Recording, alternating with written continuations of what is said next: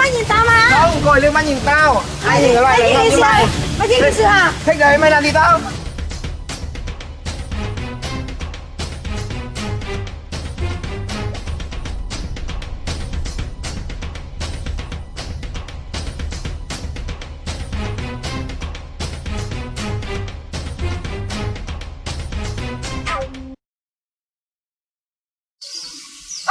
Ở kia có đánh nhau kìa.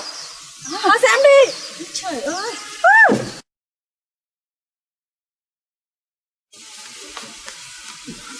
Này ơi, này ơi. Ông thế bạn. Trời ơi, thương nhau mới nổi cùng treo, mới sông cùng lội, mới đèo cùng qua. Việt Lao hai nước chúng ta, tỉnh sông hơn nước hùng hảng cùng long. Cớ sao hai em đánh nhau? Đâu Mày đánh thôi. tôi trước, mày đánh tôi trước. Tao làm gì nó đâu? Mày đánh tôi trước. Nó đánh tôi trước. Mày đánh trước. Nó đánh tôi trước. Mày thích Nó gì? đánh tôi trước. Thế mày có muốn liên quan không? Mày có Đi đi, liên quan không? đi đi. Đi sợ gì? Đi. Đi. Đi. Thế anh này, nào.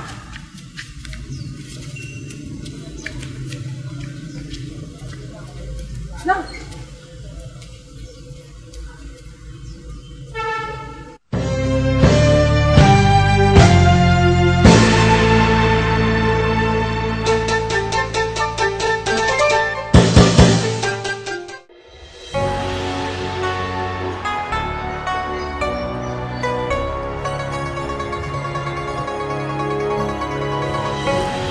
Bồng quân.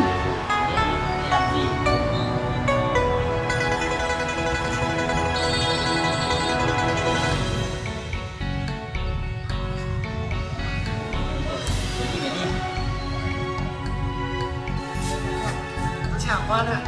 Anh đi để vào làm gì? Dạ bẩm quan là hôm nay thằng Hà đánh con ạ. Vừa mắc sữa ạ.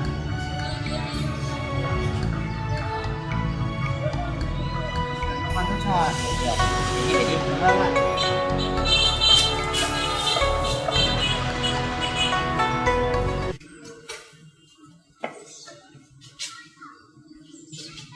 Cho tên đen trong vào. Thầy nói sai rồi ạ. Cho tên đánh trống vào ạ. Ừ. Tao quên. Cho tên đánh trống vào. Con bồng quân à? Chúng mày đến đây có việc gì? Thằng này nó đánh con à? Không ạ, nó đánh con ạ. Nó đánh con trước? Đánh con chưa ạ? Nó đánh con trước à? Bồng quân, thằng này nó đánh con à? Không ạ, đánh con chưa ạ? Nó đánh con trước à? Đánh Nó đánh con trước à? chưa ạ? Nó đánh con trước à? Đánh con chưa? Nó đánh con trước. Im lặng. Dũng không ngờ là cho mày làm luôn à? Thầy bất giận.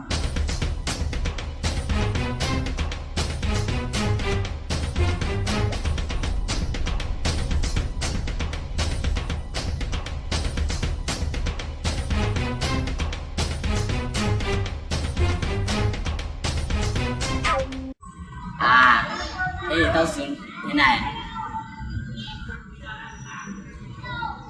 Thằng già đánh thằng Hà đau hơn, phạt một chút roi. Thẩm quan, đó là Hà ạ. Hà với già lăng nhăng.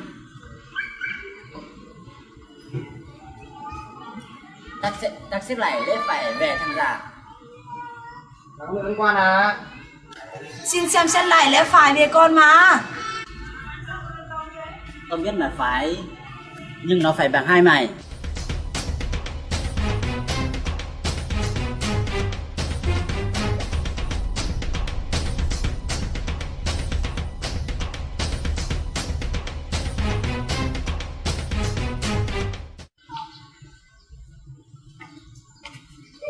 Đứng đâu, quên nó ra.